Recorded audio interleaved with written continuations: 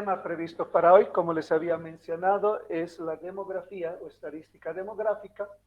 Como les había comentado también, hoy vamos a ver los conceptos básicos de lo que es demografía. Hay distintas concepciones. Vamos a hablar sobre las fuentes de información para hacer análisis demográfico y vamos a construir indicadores demográficos. Indicadores que miden el tamaño poblacional, indicadores que miden el ritmo de crecimiento de la población, vamos a ver indicadores que ven la estructura de la población, la distribución geográfica y los indicadores demográficos estratégicos.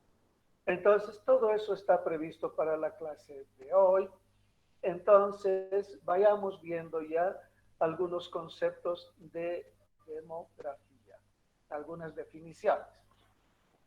De hecho, la demografía es una ciencia, como todas las demás, que básicamente tiene como objeto el estudio de las poblaciones humanas, ¿sí? Trata de estudiar a las poblaciones humanas en cuanto a lo que es su cantidad, su dimensión, su estructura, el crecimiento, sus características, etc. Entonces, la demografía es una ciencia que básicamente entonces se va a encargar del estudio de las características estructurales y funcionales o dinámicas de las poblaciones humanas. Digamos que esas dos son las palabras claves del concepto o de los distintos conceptos de demografía. Características estructurales y funcionales de las poblaciones humanas. Otro concepto indica que la demografía es el estudio de las poblaciones humanas.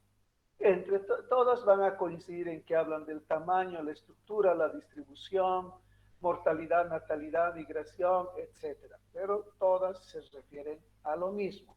Estudian las características de las poblaciones humanas. También la demografía, este otro concepto, es una ciencia que se interactúa con otras disciplinas. Es un área interdisciplinaria que abarca o que se conjunciona con, por ejemplo, matemáticas, con la estadística, con la biología, con medicina, sociología, economía, historia, etcétera, antropología, todas las demás ciencias. ¿Ah? También otro concepto dice, analiza y estudia el tamaño y composición y distribución de las poblaciones, sus patrones, los cambios que sufre a lo largo de los años.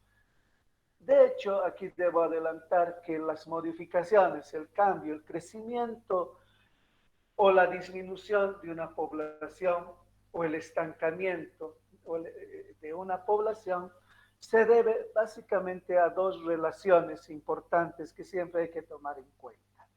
Por un lado, la natalidad, los nacimientos, versus la mortalidad, las defunciones. Y por otro lado, la migración, entendiendo que la migración siempre tiene dos componentes, la inmigración y la emigración. Entonces, ambas relaciones, ambos grupos de relaciones van a definir si una población aumenta o no rápidamente su tamaño o se mantiene más bien estática y no aumenta rápidamente, etcétera. Es importante que ya quede claro ese otro elemento. ¿Okay? Entonces, hasta aquí estamos viendo que dentro de todos los conceptos de la demografía, entonces, siempre se habla de estructura de la población en cuanto a cantidad, composición, distribución, etcétera, pero también hablan de los cambios, la evolución que sufre la población. Complementando estos conceptos, demografía proviene de estos dos vocablos griegos, demos, que es pueblo, y grafía, que es estudio. Entonces, la demografía, repito, es una ciencia que se encarga del estudio de las características estructurales y funcionales de las poblaciones humanas. Cuando hablamos de dimensión, hablamos, por ejemplo, del tamaño de la población. Cuando hablamos de estructura, estamos hablando de la descomposición de esta población en subgrupos que, por ejemplo, pueden ser edad, género, estado civil, condición o actividad económica, área geográfica o localización espacial, etc. Cuando hablamos de dinámico, es decir, los cambios, estamos hablando de natalidad, mortalidad, migración, que van a definir el crecimiento o no de una población. En base a esas dos palabras claves que les mencionaba a un inicio, de características estructurales y funcionales de las poblaciones humanas, es que se hace la clasificación de la demografía en dos grandes subgrupos. La demografía estática, que es esta que vemos en esta diapositiva, es aquellas ramas de la demografía que se va a encargar básicamente de estudiar la estructura, la composición y las características de un grupo poblacional en un momento dado del tiempo. Es puntual en el tiempo. Por ejemplo, nosotros podemos decir, Bolivia tenía 8.274.325 habitantes el año 2001. Esa información es para el año 2001, ¿ok? Este año, el 2020, pues ya no sabemos, tenemos que calcular o buscar esa información. Ustedes ya lo van a hacer. Entonces, y una analogía que se hace también es que la demografía estática es como si estuviéramos sacando una fotografía a la población. La foto solo nos muestra la información del momento preciso en que se tomó la fotografía. No nos dice nada de lo que pasaba antes y tampoco nos informa nada de lo que ha sucedido después. A eso se refiere puntual en el tiempo. ¿Ya? Entonces, dentro de las características de estructura, siempre vamos a tomar en cuenta el número de personas, vamos a tomar en cuenta desagregándolos según región, provincia, ciudad, municipio, género, etcétera. ¿Sí? La otra rama de la demografía es la demografía dinámica. Es aquella que más bien va a tratar de comprender o estudiar las modificaciones, las variaciones que sufren las poblaciones humanas en un periodo de tiempo, en un lapso de tiempo. En 5 años, ¿cuánto ha crecido la población boliviana? O en 10 años, ¿cuál grupo funcional ha disminuido o ha crecido más? ¿Quién nos va a dar esa información? Todos los indicadores demográficos dinámicos, es decir, aquellos que nos van a analizar las modificaciones o los cambios que sufren las poblaciones humanas en un periodo de tiempo, en un lapso de tiempo. Entonces tenemos dos tipos de demografía, la demografía estática y la demografía dinámica. Bien. Según sus elementos, según sus características, la demografía puede estudiar dimensión, estructura. Cuando hablamos de estructura es la descomposición, por ejemplo, en edad, género, estado civil, religión, actividad económica, nivel educativo, etnia. En nuestro país, sobre todo, es muy importante etnia o nación o nacionalidad, porque Bolivia es el estado plurinacional, ¿no es cierto? Etcétera. Y también los que miden la dinámica o evolución poblacional, que está marcando por fecundidad, mortalidad, migración, tasa neta de crecimiento o tasa promedio anual de crecimiento, etcétera, que vamos a ver enseguida. La demografía, les decía, es una ciencia que interactúa con otras ciencias, se complementa mucho con otras ciencias, permite que otras ciencias, usando la demografía, mejoren su capacidad de conocimiento, programación, planificación y solución de conflictos inclusive. Entonces se va a unir con las ciencias sociales, ¿sí? Dentro de estas la antropología, las ciencias políticas, la sociología, economía, psicología, estudios urbanos, etcétera. Pero también se junta o se complementa con otras ciencias, entre estas la actuaria, la contaduría, la arquitectura, la medicina, la ingeniería, etcétera. O sea que es interdisciplinaria la demografía. Las líneas de investigación de la demografía son muchas, pero podemos agarrar dos fundamentales. Las líneas de investigación formales, que se refieren básicamente al estudio de los componentes de la estructura de la población y los cambios que ocurren en estos componentes, ¿ok? O podemos hacer estudios de población y desarrollo, que básicamente se refieren al desarrollo humano, alfabetización, analfabetización, empleo, desempleo, servicios básicos, etcétera. Básicamente nosotros nos vamos a dedicar por cuestiones de programación y tiempo a la demografía formal, a la demografía que se encarga del estudio del desarrollo poblacional, que es desarrollo humano. Es para otro momento. En epidemiología van a volver a ver esa parte de la demografía. ¿Ya? Entonces, aquí para complementar los conceptos que ya vimos de demografía, hay que puntualizar algunos más. Por ejemplo, el concepto de población, que se refiere a un conjunto de individuos constituidos de manera estable en un área territorial básica. O sea que para que nosotros los tomemos en cuenta, tienen que ser personas que están de manera estable en un territorio para que sean parte de este grupo. Si son de paso, son nómadas, están solo de tránsito, no se los debe tomar en cuenta como parte de la población. A las personas que tenemos inmigrantes provenientes de otras naciones y que viven ya en nuestro país, ya debemos de tomarlos en cuenta en el análisis demográfico. Pero si solo están en el aeropuerto unas horas esperando su conexión, pues ellos no son de constitución estable o formal, por tanto ellos no son parte de la población. Por otro lado, también tenemos que indicar que en la población existen unidades básicas, que son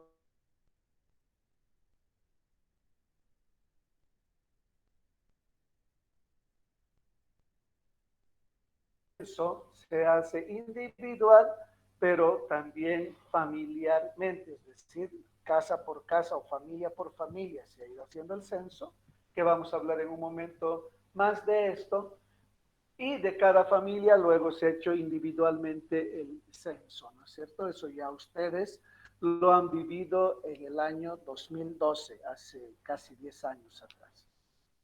9 años atrás en realidad, ¿verdad?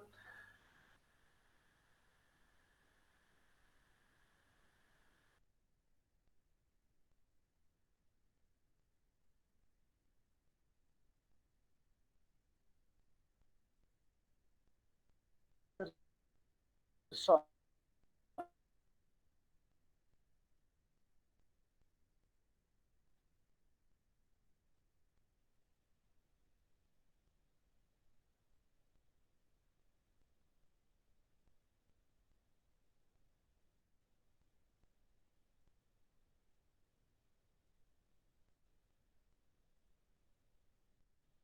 ya comentado anteriormente, depende de la natalidad versus la mortalidad y la inmigración versus la emigración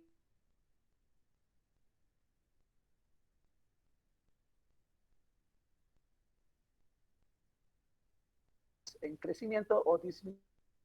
Para poder hacer demografía y hacer bien este análisis demográfico, evidentemente necesitamos contar con información veraz, necesitamos contar con información científica, con información completa, información variable, ¿sí? Con información que sea confiable, más bien, no variable, confiable.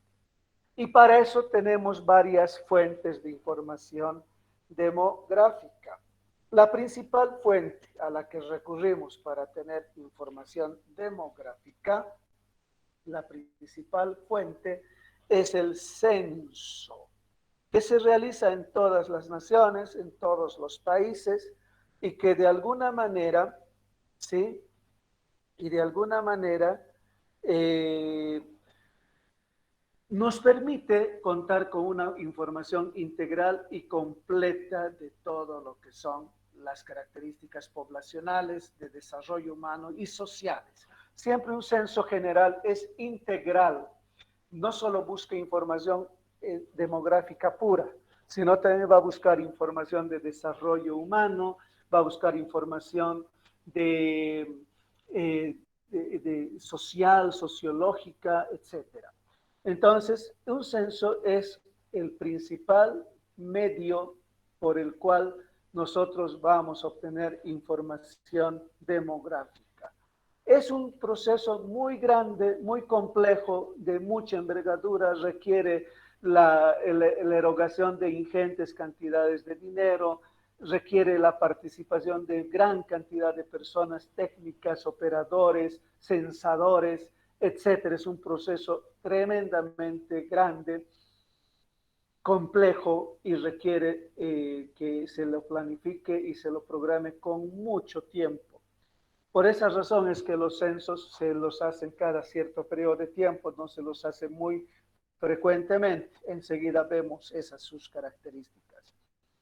El censo o la información del censo es tan importante que obviamente va a servir para elaborar políticas demográficas o sociales que cualquier gobierno tiene que aplicar o asumir acciones administrativas para la distribución de recursos económicos, por ejemplo, y la asignación, por ejemplo, de escaños o diputaciones o senaturías, o en Bolivia también tenemos los diputados uninominales y los plurinominales. ¿En base a qué se define cuántos diputados, cuántos vamos a tener senadores por departamento, por región, etcétera? En base a la población, a la información que brinda el censo. Pero esta información, repito, tiene que ser veraz, tiene que ser confiable. Si no cumple esos requisitos, entonces no nos va a ser de utilidad. Para que sea veraz o confiable la información proporcionada por el censo, debe de cumplir algunas características. Estas características son las siguientes. Primero, tiene que ser desarrollada por un organismo responsable, pero que tenga autonomía de funcionamiento. ¿Sí? Autonomía de funcionamiento. Entonces, ese es un requisito fundamental. Si nosotros no tuviéramos un organismo que tenga la capacidad y que tenga autonomía para hacer este proceso, entonces corremos el riesgo de manipulación o intromisión de intereses, ¿verdad? Ay, perdón. Tenemos entonces o corremos el riesgo de que se interpongan intereses personales, partidarios o regionales y no permitan contar con información veraz y válida. En nuestro país, ¿quién es el organismo responsable de llevar adelante un censo nacional? Es el Instituto Nacional de Estadísticas. Ustedes pueden ingresar por el internet a la página del ine.gov.bo y ahí ustedes tienen, y de hecho les voy a pasar la información del censo del 2001, la información del 2012 y del 2000, sí, esos dos censos, porque van a necesitar esa información para hacer su práctica, ¿ok? Entonces, primer elemento importante, debe estar realizado por un organismo que tenga autonomía. Otro elemento vital para que el censo sea útil y sea confiable es que debe ser realizado con cierta periodicidad, debe ser realizado cada cierto periodo de tiempo. Y el tiempo establecido por distintos estudios, por distintos elementos económicos, estadísticos y técnicos, es el de 10 años. Entonces, todos los países del mundo realizan sus censos con un periodo de 10 años o cada 10 años. ¿Con mayor frecuencia se lo podría hacer? Seguramente sí, pero el problema es el costo que significa hacer un censo y no hay economía que pueda solventar ese costo, por un lado, y segundo, pues existen mecanismos que nos permiten ir actualizando o proyectando información para la planificación en este periodo intercensal. Vamos a ver algunos de estos elementos en un momento más. ¿Ya? En Bolivia, el último censo que se los realizó es el año 2012. El anterior a este ha sido el año 1992. Si se fijan, del 92 al 2012 han transcurrido 9 años y algunos meses más. Y del 2001 al 2012, perdón, sí, del 2001 al 2012 ya han pasado 11 años. O sea, ya nos hemos pasado de esta norma que dice que un censo debería ser realizado cada 10 años. En todo caso, en nuestro país tocaría hacer un nuevo censo ya al año que viene, ¿sí? Al año que viene. Otras características importantes del censo, y voy a ir no en orden, pero quiero resaltar esta. Dice, el censo tiene que tener un sentido, o más bien está sometido al secreto estadístico. Ese es un elemento fundamental también para que un censo tenga un carácter de veracidad y confiabilidad. Tiene que dar a entender y proyectar en la sociedad que va a ser censada que la información que se va a obtener a través del censo, ¿sí? No va a ser utilizado de ninguna manera en contra de este ciudadano que dio la información. La única utilidad o el único uso que se le va a dar a esta información es eminentemente científico, estadístico, tener datos. Por ejemplo, en Estados Unidos le interesa saber qué cantidad de migrantes son legales y qué cantidad de inmigrantes son ilegales. Y para eso necesita pues que los inmigrantes que son ilegales digan, sí, soy ilegal. Si esta persona se sentiría amenazada, sentiría que si da esa información luego la van a deportar al día siguiente, ¿qué es lo que va a hacer esta persona? Uno, o se va a esconder, no se va a dejar censar, o si es que le logran censar, va a mentir, ¿cierto? Entonces, a veces, cuando no se proyecta este sentido de confidencialidad, de secreto y de carácter estadístico, pues corremos el riesgo de que las personas no nos den la información veraz. Y obviamente una información mentirosa no nos sirve para hacer el análisis demográfico que corresponde. El censo debe ser realizado de manera simultánea en todo el territorio, de tal manera que no se pierda información por consecuencia de la movilidad permanente que tienen las personas, ya por trabajo, ya por negocios, etcétera, ¿verdad? Entonces, en Bolivia se va a fijar un día y ese día se va a completar el censo en todo nuestro territorio. Lo mismo que se hace en otros países. El censo es universal. Este principio de universalidad está dirigida básicamente a los organismos responsables.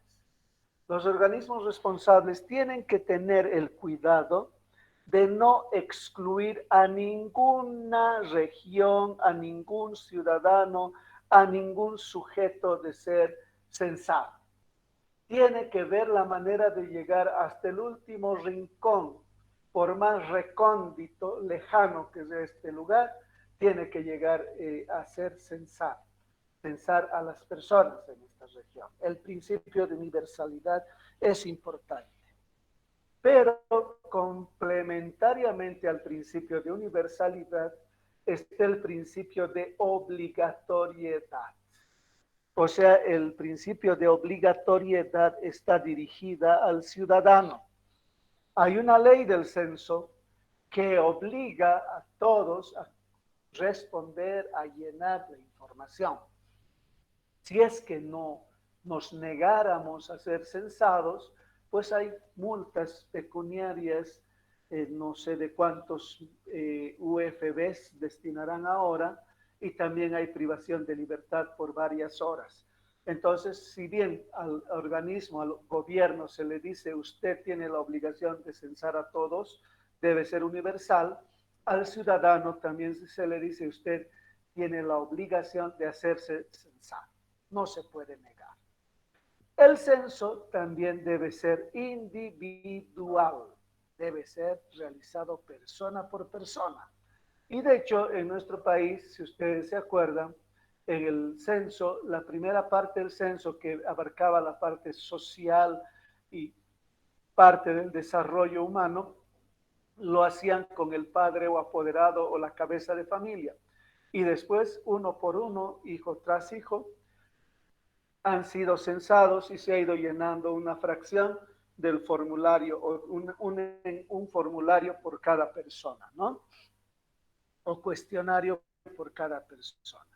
Se lo ha hecho vivienda por vivienda, hogar por hogar e individuo por individuo, ¿ya?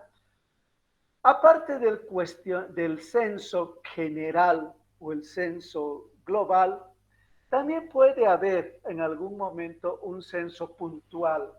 El censo puntual, también conocido como censo de emergencia, es aquel que se puede realizar en cualquier momento del tiempo, pero que busca básicamente obtener una información muy precisa, muy específica. En caso de necesidad urgente, necesito saber cuántos bolivianos somos en este momento para comprar las vacunas contra el COVID, pues necesito actualizar esta información. Ni modo que compre solo 9 millones de vacunas o 11 millones como salió en el censo del año 2012. No, seguro que somos ya más personas, entonces probablemente se necesita actualizar esta información. Y si no lo podemos hacer a través de fórmulas, pues tendremos que hacer un censo puntual o censo de emergencia. Pero bueno, en realidad el censo, insisto, es la principal fuente de información demográfica. Aparte del censo, también existe la información que manejan los municipios a través de sus subalcaldías, sus cantones, etcétera. A esta información municipal se le conoce también el padrón municipal. Este padrón municipal, si bien también es una fuente de información, pero por lo general, al menos eso sucede en nuestro país, esta información no es de carácter científico, estadístico, sino más bien tiene un carácter más administrativo. Y además no es una información muy seria. ¿Por qué? Porque los municipios, en función a la cantidad de habitantes que tienen, pues reciben mayor cantidad de recursos. Entonces, por lo general, tienden a inflar sus cifras, porque cuanto más gente, más plata. ¿Y por qué digo administrativo? Porque en un censo general, por ejemplo, cuando van y ven tu casa y si se fijan que tu vivienda es lujosa, tienes baños con mesadas de granito, mármol, tienes muchos baños, muchas habitaciones, pisos de mármol, estás en una zona residencial que cuenta con todos los servicios, el censo simplemente va a usar esa información para decir el tanto por ciento de los domicilios en Bolivia son de esta calidad, cuentan con todos los servicios básicos, etcétera. Pero en cambio, el padrón municipal va a nuestra casa, Si nuestra casa tiene más baños, más impuestos vamos a pagar. ¿Por qué? Y si es más lujosa, más impuestos va a pagar. Si tenemos pisos de mármol y pinturas y randas y molduras, etcétera, es una casa linda, pues la alcaldía te va a fijar más impuestos. Eso es carácter administrativo. Si tu vivienda está en una zona donde es declive, las calles son de grava o son de tierra, pues vas a pagar menos cantidad de impuestos. Pero si tu casa está en una zona plana y está con asfalto, con buena iluminación, pues vas a pagar más impuestos.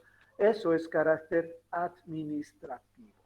Entonces, el padrón municipal tiene más un carácter administrativo. ¿Por qué? Porque la información lo usa el municipio para sacarte dinero, para sacarte impuestos, etcétera.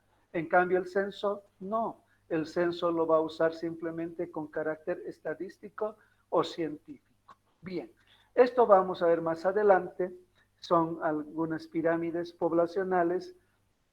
Ahora nos vamos a dedicar a hacer la construcción y el análisis de algunos indicadores demográficos. Es un manual que ha sido confeccionado para el análisis sociodemográfico de nuestro país. Es un manual que ha sido elaborado en el año 2003, pero que nos sirve mucho, sobre todo para usar los indicadores.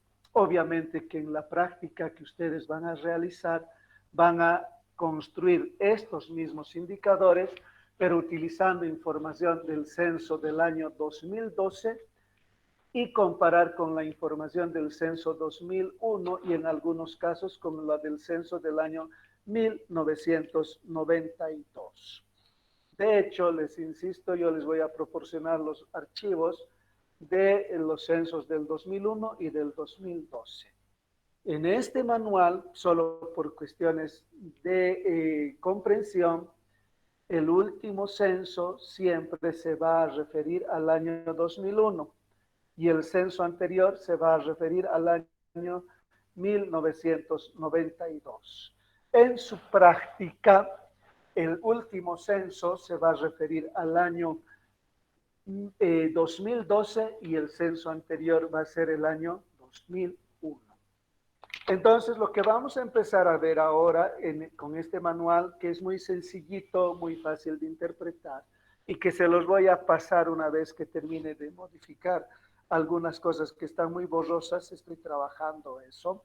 Se los voy a subir al Classroom para que lo puedan descargar y les va a servir mucho a cada uno de ustedes para hacer su trabajo y también en el futuro cuando les toque construir a ustedes indicadores demográficos con cualquier información con la que dispongan. Entonces, primero, antes de proceder al análisis y la construcción de los indicadores, tenemos que hablar un poquito de lo que es un indicador. Pues es un indicador, es un dato, ¿sí? Es así de sencillo, un indicador es un dato que brinda información muy específica sobre un hecho concreto, sobre una situación concreta. Entonces, cada indicador nos está dando una información sobre algo muy concreto, un dato que nos está informando sobre algo muy, muy concreto. Y es importante para nosotros como científicos, como estadistas, el saber comprender la significancia de este dato. Porque no solo es ver el número frío, sino ver la significancia de este dato. Entonces vamos a ver en primer momento indicadores estáticos, entre estos los que miden el tamaño de la población, y el primer indicador siempre va a ser el primero, es la población total. La población total es simplemente el recuento de la cantidad de sujetos que habitan en un área geográfica. Esta población total puede ser para todo un país, como en el caso de Bolivia, que en el año 2001, ustedes ven las cifras, se contó 8.274.325 habitantes. Ustedes pondrán cuánto ha sido en el año 2012 la población total. Pero ojo, la población total también puede ser por departamento La población total puede ser por municipio, por sección, por área urbana, por área rural, por grupo etario, por género masculino, femenino, puede ser por grupo funcional, etcétera. O sea, todo indicador es comodín, eso que quiere decir que lo podemos usar para lo grande, lo macro, o lo podemos usar para lo micro. Entonces tenemos que ser capaces de utilizar adecuadamente esta información, tan fácil como contar cuántas personas están en un tiempo determinado en un área determinada. Pero el conocer el tamaño de una población simplemente no solo es saber cuántos somos, sino también tiene mucha connotación política, geopolítica y además incluso de económica. Para una familia, por ejemplo, ir con 2 hijos de paseo es más fácil que ir con 10 hijos de paseo, porque controlar a 2 hijos, alimentar a 2 hijos, cuidar a 2 hijos, es mucho más sencillo que alimentar, controlar, cuidar a 10 hijos al mismo tiempo. O sea, sí tiene importancia. Pero también tiene una importancia en cuanto a la parte económica, a la inversión económica. De hecho, cualquiera de nosotros, si queremos invertir un dinero, pues, y poner una empresa o poner una factoría o lo que fuera, vamos a ir pues donde haya mayor cantidad de personas. ¿Por qué? Porque si hay más personas, ¿qué es lo que va a suceder? Hay más personas que van a consumir el producto. Si tenemos más consumidores, hay más probabilidad de que recuperen inversión de capital y más aún incluso tenga ganancias. Pero si voy a invertir en un lugar donde hay pocas personas, ¿será que voy a poder siquiera recuperar mi capital de inversión? Por ahí ni eso voy a lograr. Por eso es que nuestro país, por su tamaño poblacional, no es muy atractivo a la inversión de grandes transnacionales como McDonald's Burger o cualquier otra de estas grandes cadenas de alimentos o de hoteles o de lo que fuera. Primero, por el tamaño poblacional y más aún dentro de nuestro país, ¿cuáles son los departamentos más atractivos para la inversión? Pues son los departamentos de Santa Cruz de la Sierra y el departamento de La Paz. ¿Por qué? Porque tienen mayor cantidad de población que nuestro departamento, ¿no es cierto? Ahora, obviamente, si al tamaño poblacional le sumamos la inestabilidad social, la inestabilidad política. En nuestro país, en este tiempo, estamos con mucha amenaza. Hoy tenían que marchar los de la Central Obrera, bloquear por aquí, bloquear por allá. El camión que está llevando tu producto que tienes que llevar, que el barco te esté esperando para que llevar a Europa, ha sido bloqueado.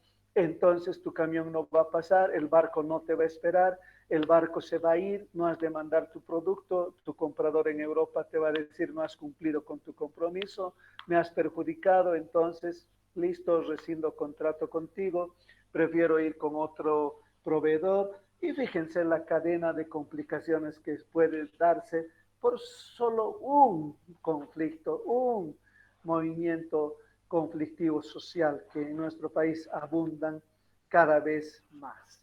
Entonces, quiero que entiendan que no es solo ver el número frío, sino vean la significancia, la importancia, las repercusiones, etcétera. Ahora, obviamente, no se trata de tener hijos como si fuéramos conejos y poblar nuestro departamento para igualarnos a los demás. No, señores. Uno deberá tener la cantidad de hijos que puede educar, que puede mantener, pero dándole las condiciones óptimas de amor, de cariño, de sustento, de protección, de seguridad social, familiar y económica. Pensemos, nuestro país tiene esas condiciones. No me respondan, cada uno se responderá y al responderse seguramente dirán cuántos hijos van a querer tener. Eso con respecto a un solo indicador que es el tamaño de la población. Ustedes en su práctica me van a poner mínimamente el tamaño poblacional por departamentos y a nivel nacional en el año 2012 y obviamente ya luego construiremos estos otros indicadores. Un otro indicador que está en relación al tamaño de la población es el incremento absoluto poblacional, el IAPS. Para saber en cuánto ha aumentado o disminuido una población en un periodo de tiempo, se calcula este incremento absoluto poblacional. Se toma en cuenta la población del último censo menos la población del censo anterior y se hace una diferencia, se hace una resta. Entonces la fórmula para sacar el IAPS es restar la población del último censo, que en este caso es del 2001, menos la población del censo anterior. Y si ustedes se fijan la relación 8.274.324, en algunos momentos, en algún lugar dice 325 también, menos 6.420.792, el incremento que Bolivia ha tenido en estos 9 y pico años, casi 10 años, ha sido de 1.853.533 habitantes. Ustedes verán el incremento absoluto entre el 2012 y el 2001 y compararemos con esta cifra y veremos si se mantiene este incremento en la misma proporción, si ha sido más, si ha sido menos, etcétera. Pero solo a manera de ejemplo, el incremento absoluto también es comodín, al igual que todas las fórmulas, y se puede calcular para cualquier necesidad. Queremos saber el incremento absoluto de la población que vive en el área rural.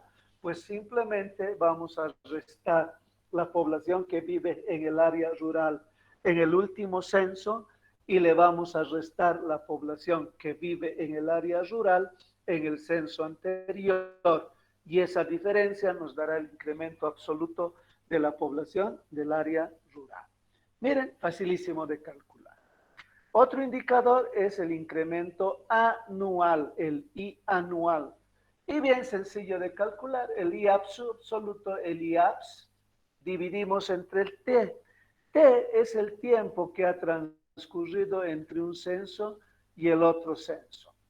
En nuestro país, insisto, el censo, el tiempo intercensal entre el 2001 y el 92 ha sido de 9.25 años. ¿Por qué? Porque en el año, aquí está, en el año 92 se realizó el censo el 3 de junio y en cambio en el 2001 se lo ha hecho el 5 de septiembre.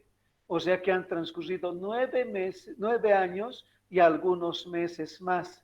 Por esa razón es que se maneja 9,25 como periodo intercensal.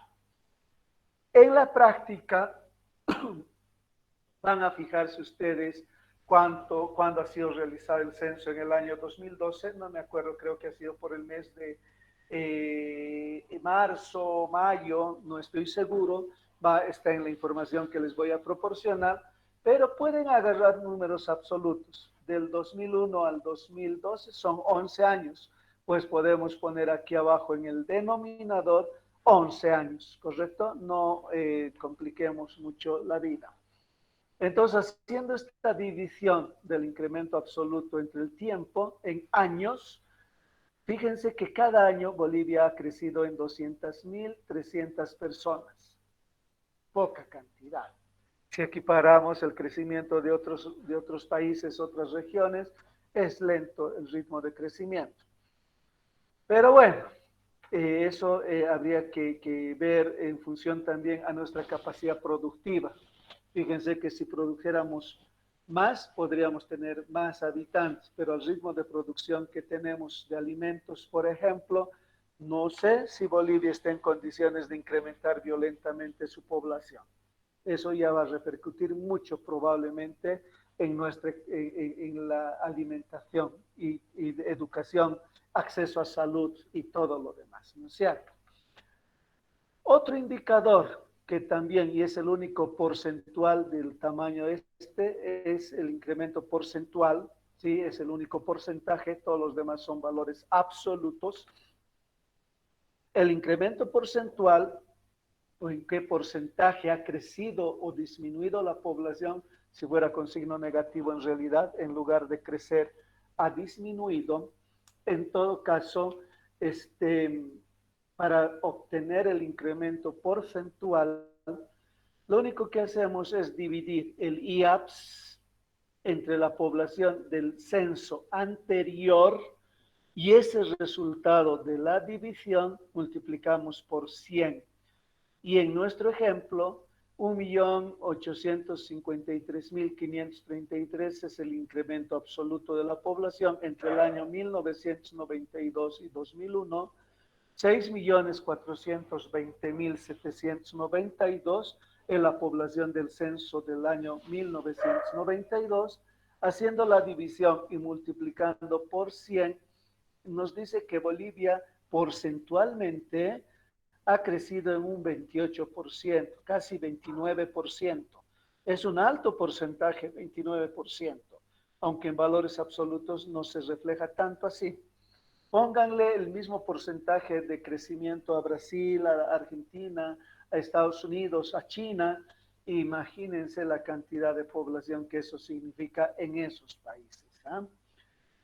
Bueno, aparte de hacer este análisis global o sectorial, también es importante, y muy importante en realidad, hacer la distribución de la población o conocer el tamaño de la población según grupos funcionales de edad.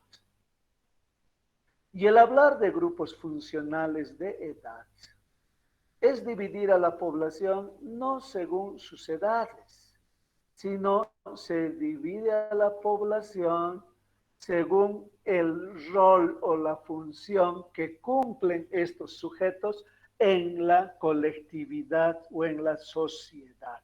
Por eso se conocen como grupos funcionales, según la función o rol que cumplen.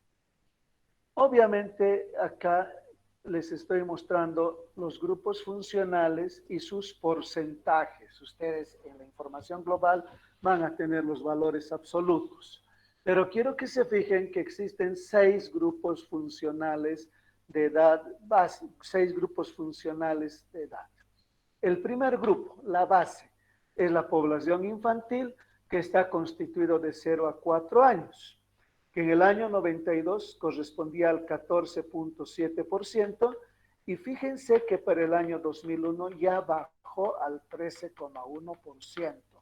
Veremos para el 2012 si se mantiene este porcentaje o ha disminuido más todavía. Si sigue disminuyendo, ¿qué quiere decir? ¿Qué significa esto? Que bueno, que en nuestro país cada año o cada vez hay menos cantidad de nacimientos. Por eso es que este grupo funcional se está reduciendo progresivamente.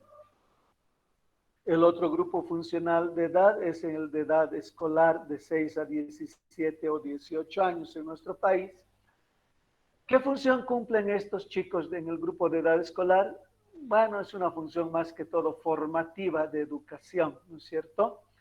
Y que ahora estamos en conflicto con esto de la clausura del año escolar por la pandemia.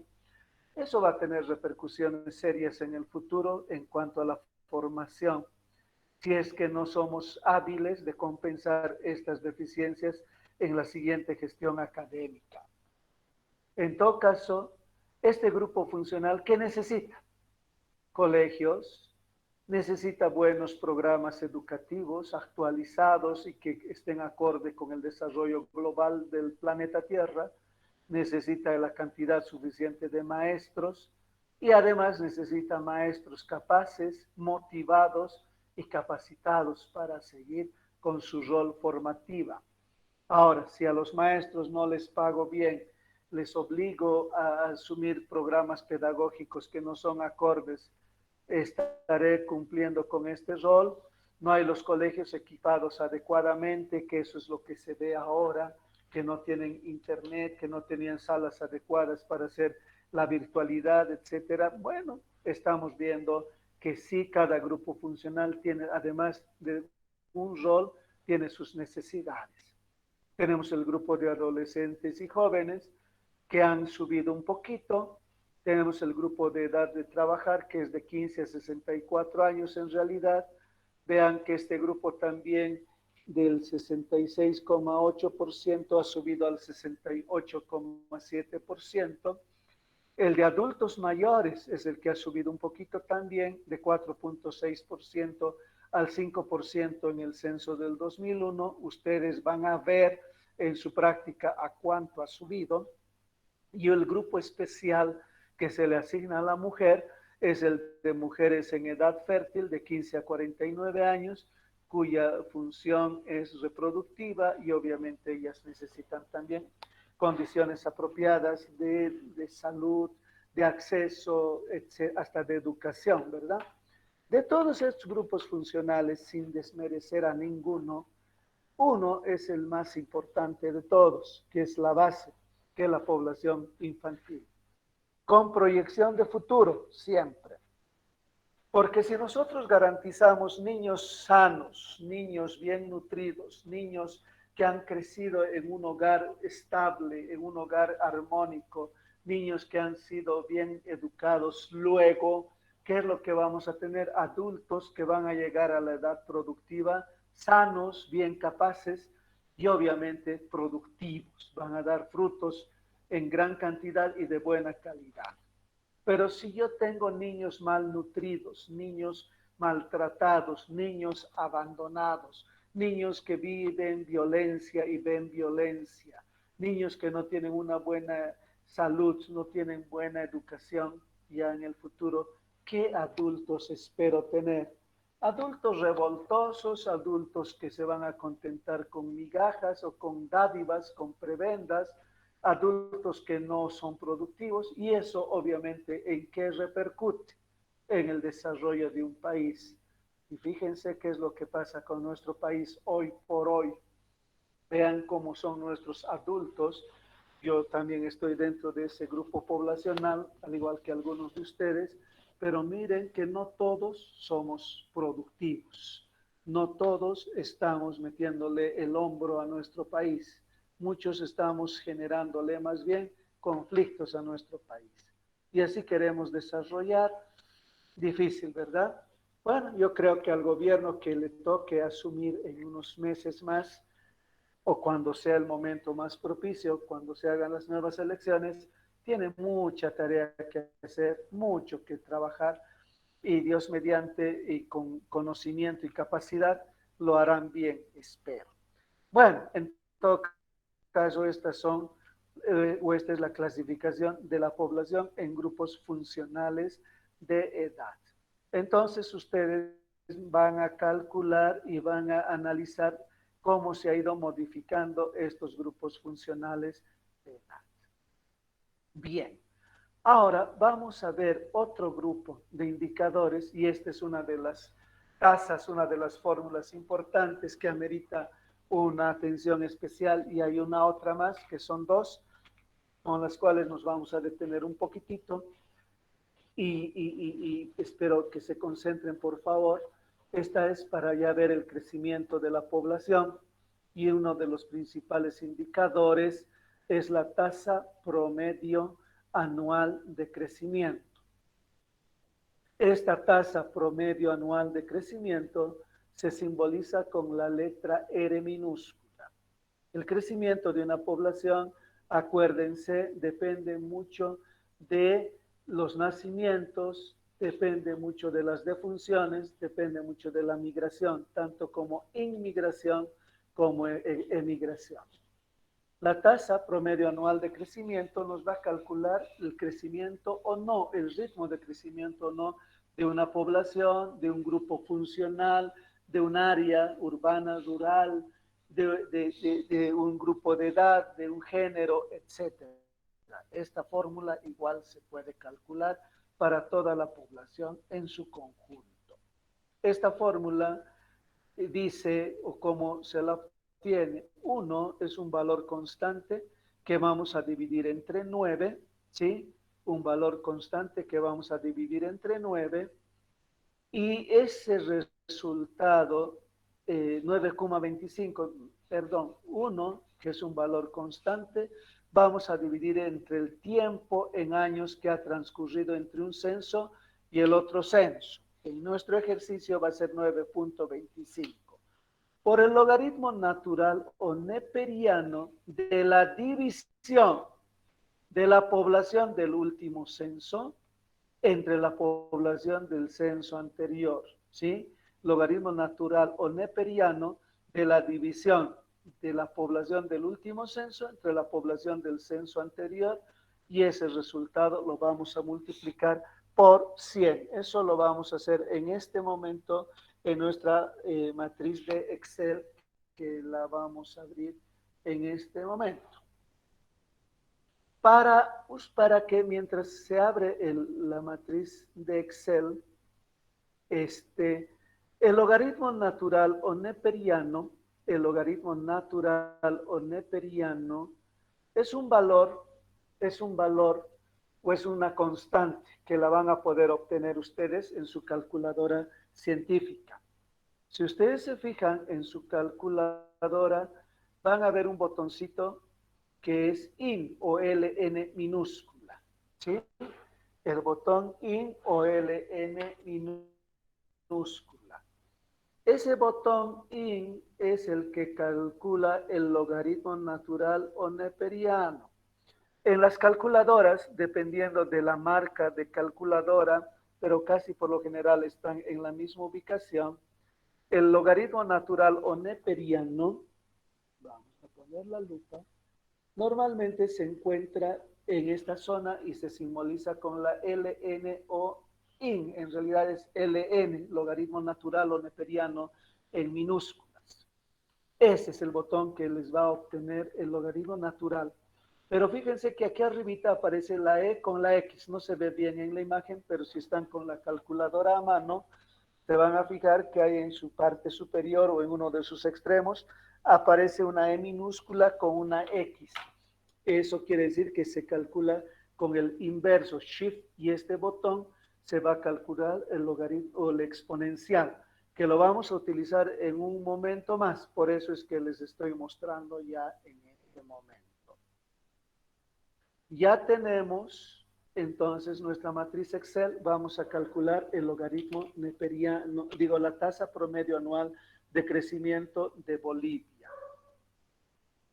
Entonces les decía que en la fórmula 1, que es un valor constante, 1, vamos a dividir entre el tiempo en años que ha transcurrido entre un censo y el otro, ¿sí? Entre el tiempo que ha transcurrido entre un censo y el otro, ¿sí? Esta relación lo vamos a multiplicar por el logaritmo natural o neperiano, con minúsculas vamos a poner mejor, el logaritmo natural o neperiano de la población total, que es un comodín. Por ejemplo, si fuera para mujeres en edad fértil, la población del último censo de mujeres en edad fértil, divididas entre la población del censo anterior, también de las mujeres en edad fértil, o población del último censo del área rural sobre la población del censo anterior del área rural, etcétera, para cualquier población que vayamos a necesitar. Y esto vamos a multiplicar al final por 100, porque este es un porcentaje. Entonces, 1 es un valor constante. El tiempo que ha transcurrido entre el censo del año 1992 y el año 2001 es 9,25. Logaritmo neperiano, ya vamos a logaritmo neperiano, ya vamos a calcular. La población del último censo ha sido 8.274.324, 325 habitantes. 6.400.000 Ya me he olvidado.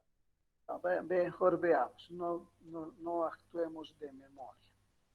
6.420.792. 420.792. Esa es la población de Bolivia del censo anterior. Bien, lo primero que vamos a hacer es dividir 1 entre 9.25. Nos da, aquí está mal escrito, por eso es. Nos da un valor de 0.108 y algunos decimales más. Ahora, antes de sacar el logaritmo natural o neperiano, primero vamos a hacer la división del último censo entre el censo anterior. Primero vamos a hacer la división de esto entre esto y nos da un valor que es 1.28676669. Entonces, vamos a hacer con la calculadora. Vamos a anotar 1.28676669 y le sacamos su logaritmo natural o neperiano y nos saca una cifra larga, 0,252132. Vamos a hacer lo mismo con el Excel, pero vamos a meter una fórmula que diga igual ln logaritmo neperiano, aquí mismo devuelve logaritmo natural o neperiano de una cifra, abro paréntesis y marco la cifra de la cual quiero sacar el logaritmo natural o neperiano y obviamente nos saca lo mismo, 0.25361587. Ahora, ¿qué dice la fórmula? Ya tienes la división, le has sacado el logaritmo neperiano, ahora multiplica el resultado de dividir 1 entre el tiempo por el logaritmo natural o neperiano, que es esta cifra, sale 0.0274 y algunos decimales más. Y ahora eso, para tener R minúscula, que es la tasa promedio anual de crecimiento, lo único que vamos a hacer es multiplicar esto por 100 y eso nos da una cifra de 2,74, 17 y muchos otros decimales más. Entonces, lo que me interesa es que primero siempre acuérdense que el logaritmo natural o neperiano lo pueden sacar con su calculadora científica, sus celulares también tienen calculadora científica, pero mejor si se habitúan a usar su calculadorita científica. Esta fórmula es un comodín porque pueden trabajar para toda la población, por departamento, por municipio, por grupo funcional, por área, por género, etcétera. Lo único que tienen que saber es saber reemplazar adecuadamente la población. ¿Ok? Entonces, si nosotros vamos a nuestro manual, aquí nos dicen que la tasa promedio anual de crecimiento es de 2.74%. ¿Eso qué quiere decir? Que en Bolivia cada año, primero es positivo, o sea, que quiere decir que ha crecido. Si fuera negativo, quisiera decir que en lugar de crecer, esta población ha disminuido. Y muchas regiones han disminuido por consecuencia de la pandemia, ¿no? Seguramente. Pero eso ya se va a ver en el futuro. Ahorita es muy difícil poder decir nada. En todo caso, Bolivia entre el año 2001 y 1992 y 2001, en realidad ha crecido a un ritmo de 2,74 personas por cada 100 habitantes anualmente. O sea, cada año, por cada 100 personas, ha habido un incremento de 2,74. Esa es la tasa de crecimiento de Bolivia. También se puede hacer la tasa de crecimiento por grupos funcionales. Entonces aplicaríamos la misma fórmula, no más que aquí en el numerador podríamos la población infantil del último censo sobre la población infantil del censo anterior. Podríamos la población infantil de la edad escolar del último censo dividida entre la población en edad escolar del censo anterior, etcétera, para cada uno de los grupos funcionales de edad. Y aquí están las tasas promedios anuales de crecimiento de los distintos grupos funcionales de edad. Si se fijan, ¿cuál es el grupo funcional que más crecimiento ha tenido? El de adultos mayores de 65 y más años. Eso es bueno, porque en realidad quiere decir que en nuestro país cada vez la gente vive más años, vive hasta más viejito, cosa que antes no sucedía hace unos 40 años atrás, donde el promedio de sobrevida estaba oscilando a los 47 años, más o menos. Pero ahora ya estamos con un promedio de sobrevida más alto. Entonces, miren, aquí están las tasas promedios anuales de crecimiento. Ustedes van a calcular, consejo, calculen para todos los grupos funcionales para el año 2012. ¿Ok? También se puede calcular la tasa de crecimiento por área urbana, por área rural. Y si se fijan las cifras, miren, la tasa de crecimiento del área urbana es de 3.62%. Eso que quiere decir que cada año por cada 100 personas que viven en el área urbana ha crecido en 3.62. En cambio, en el área rural sí ha crecido todavía, pero ha crecido a un ritmo mucho más bajo que del área urbana. 1.42 por cada 100 habitantes. Bueno, esperemos que en el año 2012 y luego en el año 2021 eso cambie. Bueno, esa era la tasa promedio anual de crecimiento. No es difícil, acuérdense del logaritmo natural o neperiano. Ahora vamos a calcular otros indicadores. Este que van a ver es el tiempo de duplicación. Es un indicador que simplemente nos permite proyectar y saber en cuántos años se duplicaría la población de una región, siempre y cuando se mantuvieran estables las tasas promedios anuales de crecimiento. Y no se olviden que el crecimiento de una región depende de mortalidad, natalidad y migración. Entonces, en nuestro país ha habido una inmigración importante de personas provenientes de otros países. Hace años era al revés, mucha gente de Bolivia salió al exterior, muchos millones. Ahora están entrando más bien a nuestro país. Eso va a influir. Y por otro lado, esto de la pandemia y la mortalidad que se está teniendo, no sé si será compensado por la natalidad, puede ser que sí, puede ser que no, pero de alguna manera puede influir en que esta tasa o el tiempo de duplicación se cumpla o no se cumpla. Por tanto, para calcular el tiempo de duplicación, simplemente se divide 70, que es una constante, entre la tasa promedio anual de crecimiento. Por grupos funcionales, población total, depende. Si les digo tiempo de duplicación de las mujeres en edad fértil, pues van a usar 70 y van a dividir entre la tasa promedio anual de crecimiento de las mujeres en edad fértil. Mucho cuidado con los datos que vayan reemplazando. Pero haciendo esta fórmula para Bolivia, partiendo del año 2001, en todo caso, en 25,5 años duplicaríamos nuestra población.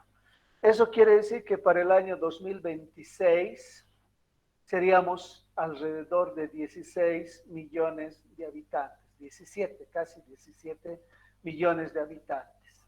En ese tiempo duplicaríamos nuestra población. Entonces, veremos eso con el tiempo, ¿verdad? Bueno, facilísimo de calcular. Ahora, este indicador que les estoy marcando ahora es la estimación de la población a corto plazo. Es un indicador muy importante porque nos va a permitir proyectar, nos va a permitir calcular una población futura conociendo un dato anterior, ¿ok? Entonces, en Bolivia, en muchos momentos hemos utilizado esta fórmula para proyectar poblaciones. Esa es la estimación de población a corto plazo. Para calcular esto, vamos a Excel directamente, porque tengo que corregir la fórmula. La estimación de población a corto plazo se establece como 5 años el periodo para el cual podemos nosotros proyectar un cálculo. Pero hoy vamos a hacer un ejercicio con los datos que tenemos a mano y partiendo del año 2001 vamos a calcular cuánta población tenemos este año o tendríamos este año. La fórmula que ustedes ven aquí en este manual tiene un error porque está aquí directamente pone R por T. Pero en realidad R es la tasa promedio anual de crecimiento, como ustedes ven acá, es un porcentaje. No podemos mezclar porcentajes con valores absolutos. Entonces, ¿qué es lo que tenemos que hacer para subsanar este error? Este valor porcentual lo tenemos que convertir primero en valor absoluto y esta fórmula ya corregida se las voy a poner para pasarles al Classroom. ¿Ok? El P0 se refiere a la población del último censo o la última población conocida, ¿sí? E es el exponencial, hace un momento les mostré cuál es el botón para calcular el exponencial, ¿ya? Y el T en este caso es el tiempo al que queremos proyectar, a los años que queremos calcular. Entonces, para obtener P, que es estimación de población a corto plazo, vamos a partir de P0. P0, entendiendo por P0 que es la última población conocida. La población del último censo, la población del último censo que conocemos es del año 2001. Entonces, vamos a partir con esa población, ¿sí? Del año 2001, del censo del año 2001. Voy a poner aquí 2001, que es la última conocida. Ustedes trabajarían con población del año 2012, ¿verdad? ¿Qué es el tiempo que ha transcurrido? Del 2001 al 2020 son 19 años. Obvio que nos estamos saliendo de la norma, ¿sí? R es la tasa promedio anual de crecimiento, que es 2,74, que hemos calculado hace un momento. La fórmula realmente debería ser así.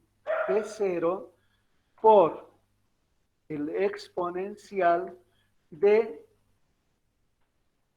R dividido entre 100 por E, que es el tiempo que ha transcurrido entre un censo y el otro censo.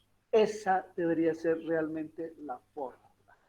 Entonces, lo que necesito es primero dividir R entre 100 para tener este resultado. Y si nosotros hacemos eso, dividimos entre 100, obviamente nos va a dar un valor de 0,0274, ¿sí? Este y es un valor absoluto. Entonces, primero tengo que multiplicar ahora este valor por el tiempo para tener R por T, ¿verdad? Entonces, si nosotros hacemos esto, R dividido entre 100 es 0,0274, ahora debo multiplicar por el tiempo, entonces nos va a dar esta cifra por 19, nos va a dar un valor que es 0,5206. Si le sacamos el exponencial a esta cifra, 0,5206, le sacamos el exponencial,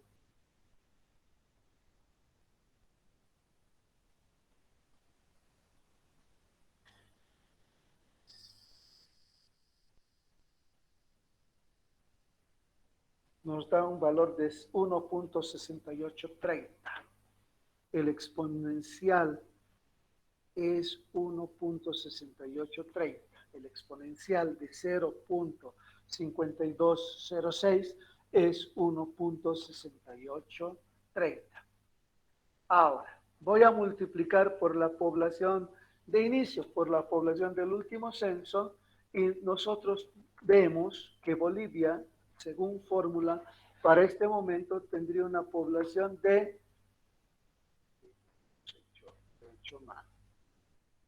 igual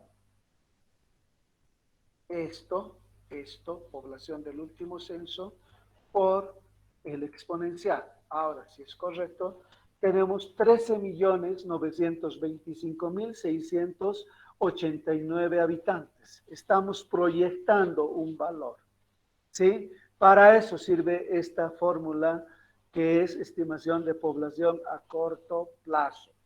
Se puede usar para cualquier grupo poblacional, para cualquier departamento. Por ejemplo, estamos hablando del grupo de mujeres en edad fértil. Yo quiero saber qué cantidad de mujeres en edad fértil hay este año. Pues, ¿qué voy a usar? P0, la población del último censo de mujeres en edad fértil va a ser. La R de quién tengo que usar, de las mujeres en edad fértil. Cuidado que estén cruzando las R's. Si estamos hablando de población del área urbana, ¿qué población voy a usar? La población del área urbana. ¿Por qué R voy a, o con qué R voy a trabajar? Con la R del área urbana. Entonces, esa es la fórmula para calcular la estimación de población a corto plazo. Bien. Este es el ejemplo que ha usado, ya lo hemos calculado. Ahora vamos a ver otro indicador que es importante, que es la pirámide poblacional. La pirámide poblacional es un indicador demográfico estático que mide la estructura de una población, cómo está constituida la población. Y lo interesante es que la pirámide poblacional nos da mucha información.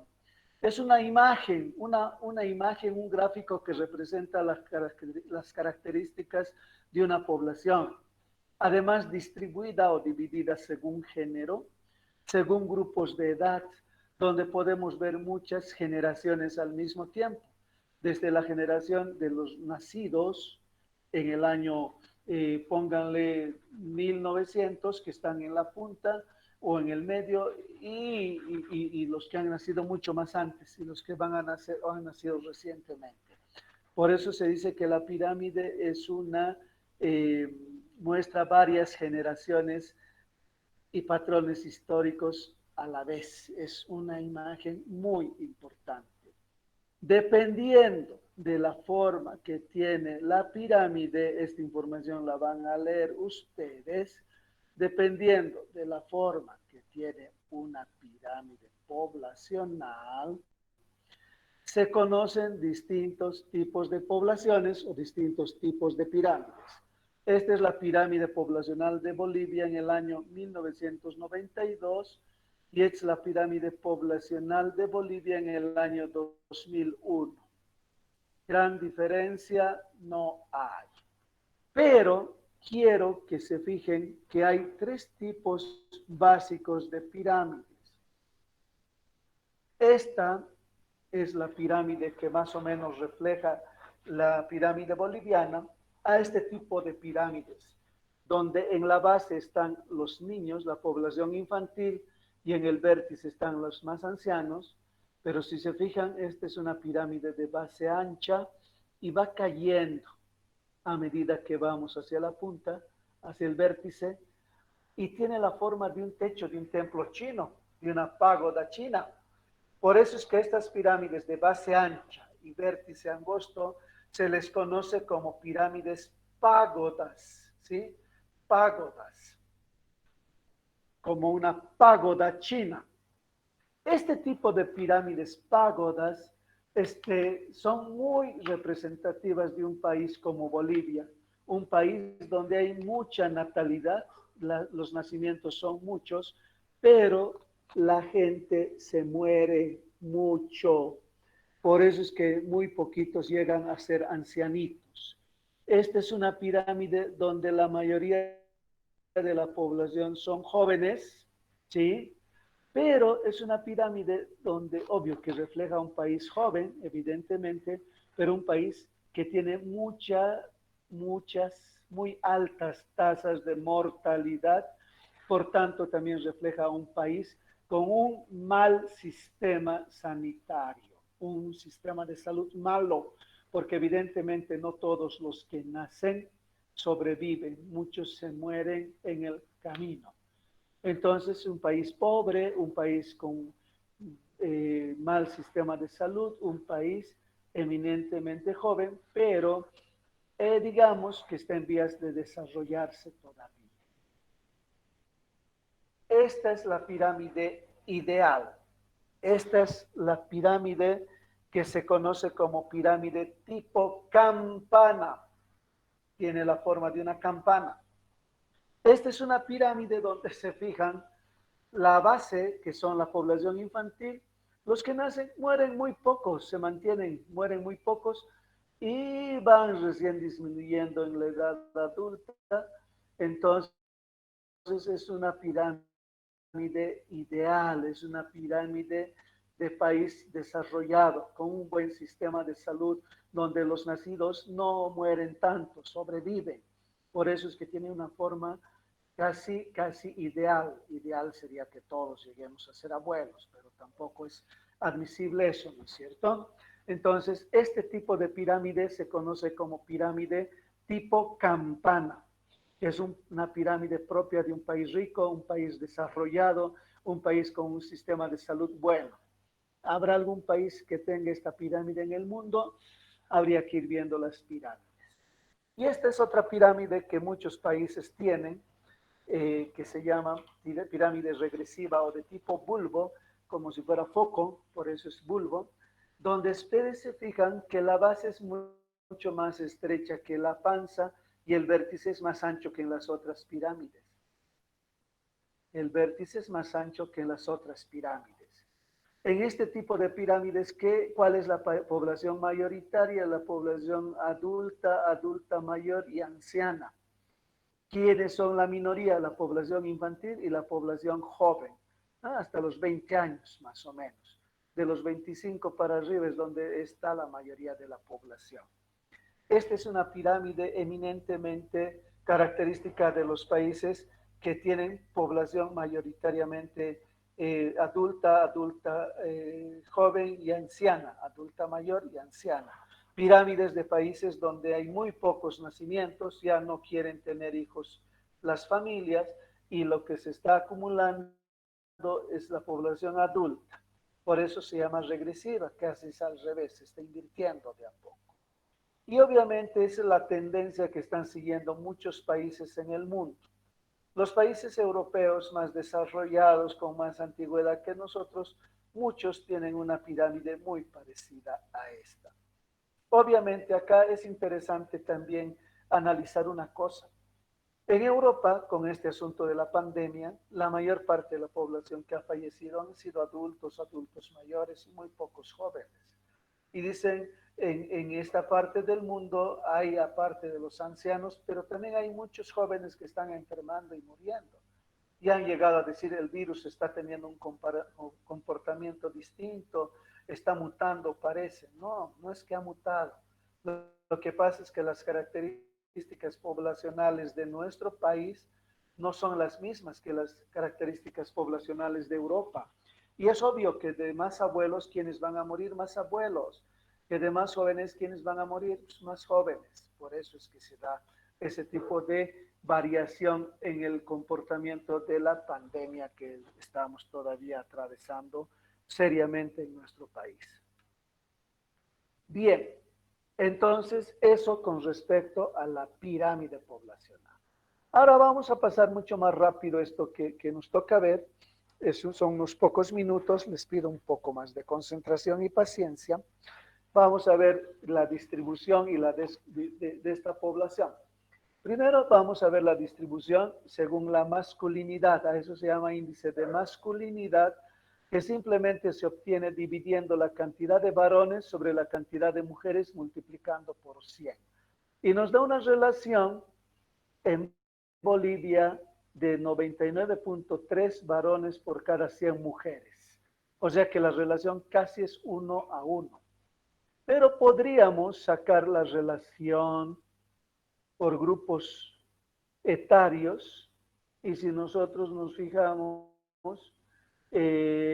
bueno, no es de Bolivia esto, pero podríamos ir comparando esta relación de varones por esta cantidad de mujeres y podríamos tener los índices de masculinidad por grupos etarios.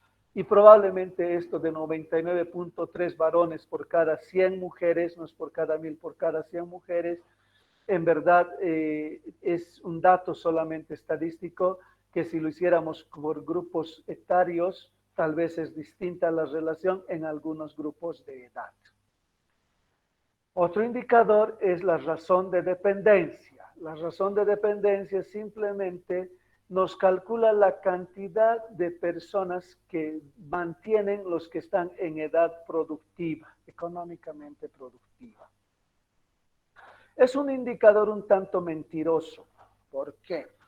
Porque en el numerador solo pone a la población de menores de 15 años más la población de mayores de 65 y divide esto entre todos los de 15 a 64 años, que es la población en edad de trabajar. Pero yo pregunto, ¿toda la población de 15 a 64 años en este momento está trabajando o tiene trabajo estable? No, muchos no tienen trabajo o su trabajo es eventual, es un trabajo que no da estabilidad. El cobrar parqueo en las calles es trabajo estable. No, no es trabajo estable. El trabajar con contratos online es un trabajo estable. No es un trabajo estable. Ahora, hay muchos que están estudiando, como varios de ustedes, que no deberían estar en este grupo de 15 a 64 años. Deberían estar en el numerador porque están todavía en su rol formativo. Y también en el numerador deberían estar las personas con capacidades especiales, que muchos de ellos no trabajan, no pueden trabajar y que obviamente son mantenidos. Pero bueno, deberían hacerse esos ajustes. No depende de mí, depende de los técnicos, ¿no es cierto? En todo caso, la razón de dependencia en Bolivia es bien mentirosa. La razón de dependencia en Bolivia nos dice que por cada 100 personas trabajadoras hay apenas 77 mantenidos. O sea que ni siquiera un trabajador mantiene a una persona, medio mentiroso, ¿verdad? Una persona que trabaja está alrededor de 3, 4 o 5 personas son mantenidas por cada trabajador. Entonces, esa debería ser la relación correcta, pero es que es problema de fórmula. Pero bueno, tal vez ustedes pueden calcular si es que encuentran esa información en los datos que les voy a proporcionar del censo del año 2012. La distribución geográfica de la población en área urbana y rural simplemente es sacar porcentajes, todos los que viven en el área urbana dividido entre la población total por 100, y ahí se fijarán que el 62.4% de la población boliviana vive en el área urbana y el 38.6% o 37.6% vive en el área rural. Miren, más de la mitad de la población en Bolivia vive en el área urbana, esto en el censo del año 2001. Ustedes deberán calcular para el censo del año 2012. Otro indicador es la densidad poblacional. La densidad poblacional se obtiene simplemente dividiendo la población entre el territorio. Y si nosotros dividimos la población boliviana entre el 1.098.581 kilómetros cuadrados que tiene nuestro país, después de todo lo que nos han sacado por todo lado, nos han hurtado por todo lado, entonces tenemos una densidad de 7.53 habitantes por cada kilómetro cuadrado. Bueno, habría que sacar la densidad real, habría que sacar la densidad agrícola, la densidad urbana. Para sacar la densidad urbana, fácil, la cantidad de personas que viven en el área urbana sobre el territorio urbano de nuestro país, y seguramente es distinta la relación de densidad urbana versus la densidad rural, ¿no es cierto? Y ya para terminar, vamos a ver los indicadores demográficos estratégicos. Los vamos a comentar simplemente. Son estratégicos porque evidentemente son necesarios, útiles para la planificación, para el análisis y la evaluación de un sistema sanitario y para el análisis proyectivo de una población. Entre los indicadores demográficos estratégicos están los nacidos, los nacimientos, en relación a la mortalidad y la tasa migratoria. ¿Ok? Entonces, uno de los primeros indicadores demográficos estratégicos es la tasa de fecundidad general, es decir, la cantidad de niños que nacen por cada 1.000 mujeres en edad fértil, nacidos por cada 1.000 mujeres en edad fértil en un determinado año. Y resulta que en Bolivia la tasa de fecundidad general es de 107 niños por 0.7 por cada 1.000 mujeres. O cada 1.000 mujeres en edad fértil tienen 107 hijos anualmente. Hay que diferenciar con la tasa global de fecundidad, que no es lo mismo. Esta es la tasa de fecundidad general y esta es la tasa global de fecundidad. La tasa global de fecundidad nos indica cuántos hijos va a llegar a tener cada mujer durante toda su vida reproductiva.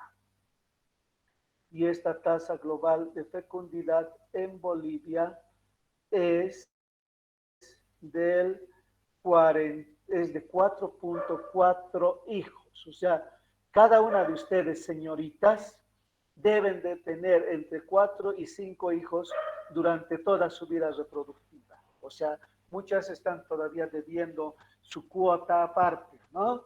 Entonces, si no tienen guaguas, a ponerse en campaña, tienen que tener 4.4 hijos. Así lo dice la estadística. Seguro que eso también es muy relativo, ¿verdad? Porque hay zonas, hay áreas donde sí se puede cumplir esto en el área rural probablemente, pero en el área urbana difícil. La tasa global de fecundidad del área urbana llega a ser 1.1 hijos probablemente, ¿ya? Ese indicador no lo van a construir, pero sí lo tienen que conocer y lo tienen que analizar. La tasa de mortalidad infantil de funciones en menores de 1 año sobre la totalidad de nacidos vivos multiplicados por 1.000. Fácil de calcular, pero su significancia es muy, muy grande. La tasa de mortalidad infantil es un indicador que mide indirectamente la calidad de un sistema sanitario. De hecho, un país con altas tasas de mortalidad infantil es un país que tiene un mal sistema de salud. Y lamentablemente nuestro país es uno de los países con mayores tasas de mortalidad infantil, lo cual indica que obviamente nuestro sistema de salud es muy malo. A estas alturas del siglo XXI es todavía frecuente en nuestro país que tengamos mujeres que prefieran tener su casa, o digo su parto en la casa, corriendo los riesgos que esto implica, que acudir a un sistema de salud. Pero también hay mujeres que no pueden llegar a un sistema de salud porque no tienen acceso por distancia, por sistema carretero, de transportación, etcétera. Entonces, son muchos los factores que hacen que nuestro sistema de salud, el acceso por cuestión cultural, económica, distribución de recursos, hospitales, equipamiento, etcétera, tengamos todavía altas tasas de mortalidad infantil. Y un otro indicador estratégico es la tasa de migración neta reciente. Se calcula dividiendo el saldo migratorio que se obtiene restando los inmigrantes versus o menos los emigrantes, ¿ok? Dividido entre los residentes habituales de hace 5 años antes, entre 2 por 5 y eso por 1.000. Tampoco van a calcular este saldo migratorio, pero simplemente nos ayuda para saber si es positivo, nos está diciendo cuánto ha crecido la población fruto de la migración, y si es negativo nos dice cuánto ha disminuido la población fruto de la migración. Y es hasta aquí que tenemos que preparar nuestros indicadores demográficos. En el manual les voy a pasar también algunos indicadores sociales, pero eso no es motivo de nuestro temario, así que eso no lo voy a tomar en cuenta. ¿Listo? Eso es todo lo que teníamos previsto avanzar. En demografía no es difícil con la ayuda de este manual seguramente no van a tener dificultad